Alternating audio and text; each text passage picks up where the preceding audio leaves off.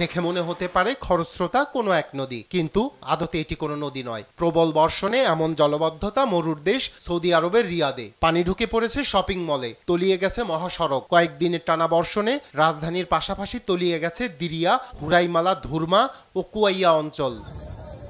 সামাজিক মাধ্যমে ভাইরাল ভিডিওতেও দেখা মিলছে সড়কে জমে থাকা পানিতে ভেসে যাচ্ছে গাড়ি। ভারী বৃষ্টি ও প্রবল বন্যার কারণে বন্ধ করে দেওয়া হয় স্কুল, কলেজ ও বিশ্ববিদ্যালয় সহ সকল শিক্ষা প্রতিষ্ঠান। আবহাওয়া পূর্বাভাস বলছে বাড়বে ধূলিঝড়। এ অবস্থায় জরুরি প্রয়োজন ছাড়া ঘর থেকে বের না হওয়ার নির্দেশনা দেওয়া হয়েছে। এর আগে গেল সপ্তাহে সংযুক্ত আরব আমিরাতে ভারী বৃষ্টিপাত হয়। এতে দুবাই সহ আমিরাতের বিভিন্ন অঞ্চলে বন্যা দেখা দেয়। রায়হান কবির শুভ্র, নিউজ ডেস্ক, দেশ টিভি।